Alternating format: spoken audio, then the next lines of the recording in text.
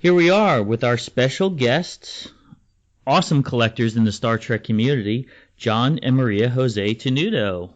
Welcome. Thank you for having us. Hello. So we have to ask both of you, you're known for your epic Star Trek toy collections. What got you into Trek? For me, I remember my brother watching Star Trek The Next Generation when I was in high school. I didn't watch it then. I just knew about it. I knew about Captain Picard. So it wasn't until I met John that I became hooked. Really started with DS9. Okay. Wow, yeah, good series, yeah. And John? I go back a little bit further with it. Mary Jo got into it about 22 years ago or so, but I go all the way back to the 70s. So I was born when I was alive when Star Trek was on TV, but I was too small, very, very small. So, but at least I was alive, so I feel okay about that. So I really got into it with the animated series in 1973 when I was a little kid. And I collected, in fact, one of the first things that got me into Star Trek actually was the toys first. My mother had gotten me the Mego Bridge playset, and then I started watching the animated show, and that started my whole love affair with Star Trek. That's how I got into it, too. I had the toys, the Mego dolls, before I even saw the show. And I know that my dad, because I remember my brother and I going to buy the dolls, and because we would get the superhero dolls, too, and the Planet of the Apes and all that stuff. But I know that my dad had a connection to Star Trek, so he was able to coach us on what these characters were and what their involvement was in the Star Trek universe. So it totally makes sense to me getting into the show because of the toys. Yeah, it's a great. I mean, toys are always a great window for kids into into particularly science fiction, but anything fantasy, because it's kind of a tangible thing. When science fiction isn't necessarily tangible. Obviously, we can't go to the Enterprise, although we're getting close. There's enough sort of museum exhibits and things like that. It's pretty close, but especially back then, that really was what we could put our hands on, and that's a great way to get involved and get interested in science fiction first. So how did you get to be on the Netflix documentary, The Toys That Made Us? Well, we were asked by them to actually be on the Star Wars and Star Trek episodes. I think people had known us because of the talks that we had given at the different conventions, and just different press that we had done. USA Today, things like that, talking about the toys, and so we had a couple meetings with them, and they turned out to be really great people. The people who make the show are just like all the four of us, and everybody who's listening probably, who are big fans and collectors themselves. And the executive producer, Brian Volk-Weiss, he's very, very, very enthusiastic Star Trek collector. So that's really one of the reasons Star Trek wound up, really the reason Star Trek wound up as one of the episodes on the show, was because of Brian's enthusiasm. That's great. So let's just start out. Your first Star Trek toys were the Mego dolls. At what point did you start saying, I want to get more than just the Mego? I want to branch out, because you collect everything from the Remco to Playmates, everything in between and after. Tell us a little bit about your passion for Trek toys. Well, I think there's kind of maybe two reasons when I think about why I got started or how I got started with it. Part of it was my mom, both my parents, but my mom was kind of she loved shopping, and she loved not for herself, but to sort of the hunt. And I kind of inherited that from her, the idea of, having a list of things you want to get, going out and see if you could find it. And some days you don't, and some days you find more than you expect. And that was put in me pretty early as a little kid. And so my mom would often come home and say, hey, I was at the store and I found this for you. And that was nice. We didn't have a lot of money, so when it happened, that was a really great experience. And so that, I think part of anything that we do as adults often traces back to our childhood. So when I was a kid, I really enjoyed that. It was almost something I did with my mom and my dad. Even though my mom and dad weren't into it as much as I was at all. I mean, I drove everything. I was the one who said, let's go see the movies and let's watch the shows. But they did it because I liked it. It was something that we had in common. And my parents liked Star Trek too. They enjoyed it with me. And, but it was a slow thing. I would get things for my birthday. I would get things for, graduating. And that's what I'd ask for. I just asked for those kinds of things. And that's how my collection started. And then eventually it kept growing and growing. And then it became a family hobby with Mary Jo, Nikki, and I. Oh, that's what we do since we got married. We started collecting a lot of things together. And you know how they've reintroduced the Mego Star Trek line, so we're getting those as they come out. Yes, at Target. Yes. Yeah, we're so excited about that. Isn't it fun hunting for it in an actual store? Yes, that's what we prefer. We love having a list and going and looking and sometimes asking an employee if they could go check in the back. And then It's always exciting when they come back with something. We do it all the time, yeah. So you mentioned conventions. We love conventions too. What were your early convention experiences and how did that blossom into you giving presentations?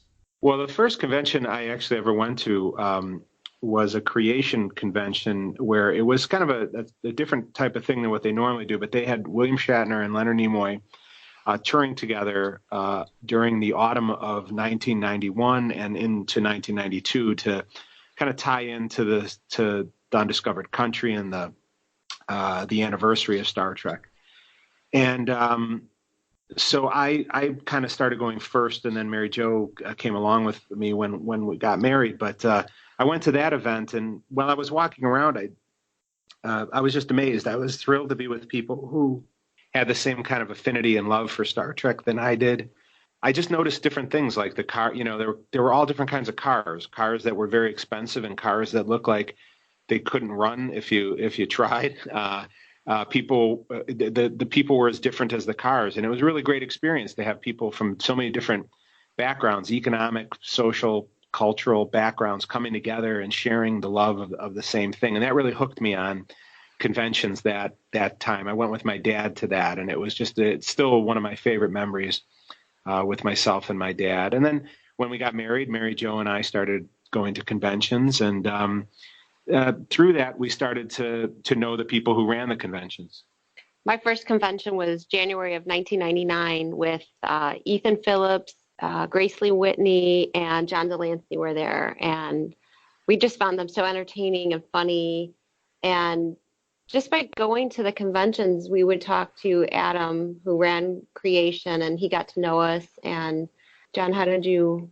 And we said, hey, we've done a lot of research on, and we were very fortunate. We had a unique experience. And anybody can do this, of course. You can go to the University of Iowa, for example, and there's different universities all across the country where this is true. Jerry Taylor from Next Generation has her documents in a publicly available collection. And so Nicholas Meyer had his papers at the University of Iowa, where he had graduated from, and we got in contact with him. And one of the things we discovered there were an enormous amount, nearly easily 1,000 photographs that had never been seen before about the making of Star Trek II. And we said, what a shame that these are just sort of sitting here and no one's seeing these. So we had asked for permission and were granted it, and we started digitizing those and then digitizing the records.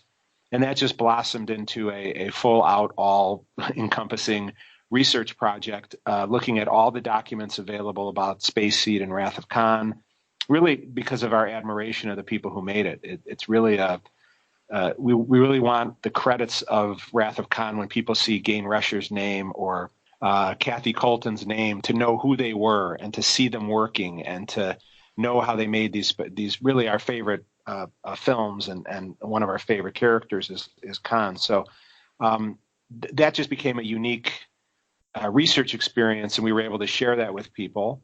And then we just kept researching. We've done all this different kinds of research, both in Star Wars and Star Trek, and we just got done presenting at the Star Wars Celebration. And our theme is always either celebrating the fans and what where we kind of come from as fans, or celebrating the behind the scenes people. And, I think the material is so spectacular that we just, kept getting asked back, and we just keep coming up with new ideas to research. That's awesome. So you were the first to find these pictures, these never released pictures. Because you just asked someone about them, and then you were able to scan them and put them out there for people. That's wonderful, so that we could all experience this and see these pictures. Yeah, and it was fun too, because then we started to write for StarTrek.com, and then we could share even more pictures with people, and the history of the making of some of the little, the best episodes and the best TV shows, and sometimes even the toys. And it became a venue for us to share what we were gathering and what we were researching with fellow fans, because that's really what we wanted to do. We wanted to get that information out there. And so, sometimes we do that at conventions, and sometimes we do that through the official website, and sometimes through library talks, and even sometimes at our college. And, a lot of it is, I think people know now. I mean, now everyone kind of knows us within that world, behind the scenes world. But I think it's pretty evident how enthusiastic we are. I mean, to us, people like Doug Drexler and the Kudas and Nicholas Meyer and Harv Bennett and the special effects artists and Ken Ralston and just these are geniuses. And they, as much as we love the actors, to us, the Star Trek, what makes it so great is also the people who work behind the scenes. We think so too, and we know those names. Mm-hmm. We've met some of these people at cons, Rick Sternbach, and Bijo Trimble and John Trimble. They're wonderful people. I think that's what makes the Star Trek community so unique, is that we're able to enjoy the products, but even enjoy the people more so. So you are both sociology professors, I understand, and do you actually You do talk about Star Trek in some of your classes, right? Yes. So I will use The Enemy Within with my Deviance class to talk about the concepts of good and evil. I use Next Generation Ethics for talking about ethnocentrism and cultural relativism. And let's see, I've used Higher Ground when talking about terrorism. We've been fortunate. We've taught dedicated Star Trek classes. So we'll use Star Trek as a way we either use Star Trek as a way to bring students to sociology, or to use sociology to bring students to Star Trek. Either way. So we once in a while we'll do classes like the sociology of Star Trek or social problems through Star Trek. And we even taught a class to our colleagues on how to use Star Trek in the classroom. And that was a lot of fun because we had instructors from biology to criminal justice. And were they already interested in Star Trek, or you had to get them interested? Yes, most of them have been fans. Great. Yeah, and I would love to take some of your classes. They sound so interesting. Sociology and Star Trek go together, really well, I think. I've always thought Star Trek is sociology. It's just done in a different way. It's done in a That's how I see it too. Yes, it's an examination of our society and our times, and a good example of a lot of the things we would like to be in the future. So you mentioned writing for quite a few websites and publications. Give us an idea of where we could find some of your works. Well, if people go to StarTrek.com and just use a little search box and type in our name, they'll get a bunch of articles. I think we've probably written about 50 or 60 articles probably for StarTrek.com on there's a 6-part series, for example, on the making of Space Seed that we did for them, and a lot of profiles of behind-the-scenes artists, and a lot of stuff about toys, too, and collectibles. We have written in the past for websites like Trek Movie and Trek News, and just sort of shared research with those different websites.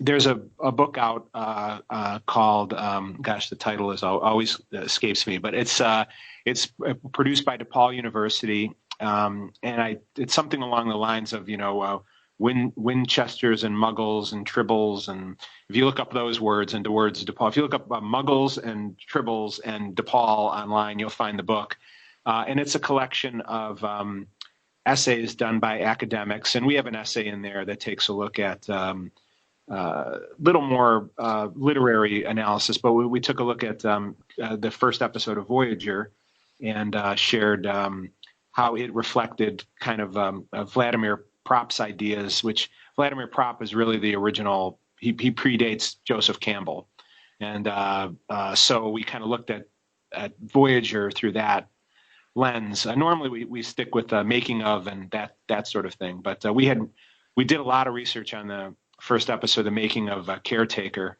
And speaking of Rick Sternbach, that was a fun experience. We gave a presentation once in Vegas about we had been asked by Creation to do a making of Voyager for its anniversary. So we focused on the first episode, and as we start delivering the lecture, I look out in the audience, and Rick Sternbach is in there in the audience, and that was very, frightening because I had a bunch of stuff praising and talking about Rick Sternbach in there, and I had never met him and talked to him before, and that was great because we were able to connect after that, and that was a really great experience, and Rick's such a wonderful person. So, so there's a lot of that's some of the ways people can kind of read our materials. Yeah, he is. He's very personable. That's what I like about him. He's not only a professional, but he's a fan. Oh yeah, he's so great. I mean, so many of them are the Akutas and Doug Drexler. I mean, just that's one of the reasons that they're so passionate about what they do, and they bring all their creativity to something where they really care about. And Doug just wrote a piece for Star Trek magazine about the importance of continuity, and I think it's probably the best thing I have read about Star Trek maybe in my life. It is so beautiful, and it's so clever, and it could only be written by somebody who was there, who contributed to it, and who loves Star Trek. And so that's such a great piece of it. About 2 issues ago, that was in there if people want to check it out. Yes, and that's what separated early on, especially the Star Trek universe as opposed to other TV series, is the continuity. And even in the expanded, if you want to talk about the novels, they tried to retroactively make things make sense. So continuity is so important. Yeah, and I thought Doug had such great points about. I don't want to spoil the article, but he looked at it in such a unique way that I certainly had never thought of before, and to me anyway was just brilliant. And you also, I know you wrote about Best of Trek, because that's a book series based on that. Well, it's a collection of articles from Trek magazine. Did you also used to read Trek magazine when they started publishing it? Oh yeah, I loved. It's so for newer fans, especially younger fans. One of the things we love to share with them is what it was like to be a fan back in the 1970s, and pre-internet, when we communicated with letters. Yeah, pre-internet. The analog fandom, we call it, and it was. Yes. And it was different, and it was, in some ways it was better, in some ways it was worse, more challenging, but we were hungry for toys, hungry for information. There wasn't anywhere near the volume being produced, certainly during the 90s and today. And so, we didn't have much, even before, our buddy Dan Madsen, who was the creator, publisher, fan club president of the Communicator in the Star Trek official fan club. Even before he was doing what he was doing in the 80s, we were really dependent on fanzines back. In fact, Dan, the official fan club magazine was originally a fanzine. And so we were really dependent on fanzines and interacting with fans through letters and through fan-produced magazines to get information and to share our love with one another. And Trek was really one of the best fanzines out there. It started in 1974 and went for nearly 2 decades, and it was just sort of a step above a lot of the other fanzines that were being produced, because it was more about, it mixed everything together. Some fanzines were just letters, which was great. Like Interstat was kind of like letters, and people, it was almost like a Twitter feed before there was Twitter feeds. But what Trek did was, the fanzine Trek did, which was produced by really two fan pioneers, Walter Irwin and Gordon GB Love. People knew him as GB Love, and they really opened the world up to fans to write parodies, to write commentary, literary analysis, questions, all kinds of different materials, and it was a really great magazine, but of course it was a fanzine, so it was limited in its, it was sort of a niche thing, right? You had to know about it, you had to know where to get it, and then when they took the best of that and put that into the books, the Best of Trek book series, then it was available in bookstores and the general public could get their hands on it, and Yes. That was really great. Yeah, It really was. Yeah. And I remember laying down in my bunk bed, looking through the Best of Trek and seeing all the different addresses, and just laying there thinking to myself, wow, there's other people that love Star Trek just like I do all over the place. I mean, that's what I got out of it. To me, it was mentally a community. And then later on, I joined the Star Trek Well Committee. You remember that? of course, sure. Yeah. I mean, it was that was a good way. We were starving for not only more Trek, but to be able to communicate with people about Star Trek. And these were unifying factors. Do you still have some of the old Star Trek fanzines, like not just Trek, but there were so many of them, and like because we're finding them on eBay now. Do you still have some of those? Oh, absolutely. We have some of the early Treks. We still have. I never threw away anything Trek, so I have everything that I had. But but I have the Trek, certainly Trek issues, Interstat, and I also have one that was produced. It was called Trekism, by a really amazing woman named Val Yeager, and Val just recently passed away. But Val was so incredible. She was a Mensa member, and it was actually a fanzine for produced by and for Mensa Star Trek fans. But she was very close with Harve Bennett, and she was one of the people who really, I mean, she visited the sets of the Star Trek films, and she was one of those people that Harve turned to try to understand who Star Trek fans were, and her opinions and her voice and that fanzine really played a role in Harve getting an education on what Star Trek was all about. So we have every one of those issues, thanks to Val, who sent them to us. Oh, that's wonderful. What a treasure. I was not a member of Mensa, so I couldn't get it original. Well, that's awesome. So you've got your hands in all different areas of Trek, the both of you. And so, boy, you've given us a lot to consider. We're so grateful that we're able to spend some time talking Trek. Any final words before we sign out? Well, we just want to say we hope that we're very excited about all the new Star Trek that's coming out. We hope that some of the original behind-the-scenes people can be reached out to too and brought back on board. I'd love to see what Mike Okuda and Doug Drexler would do with Star Trek today too. But we're very excited about all the new Star Trek, and we're looking forward to more collectibles. Okay. Do you want to tell our listeners, is there a way to contact you or find you on social media?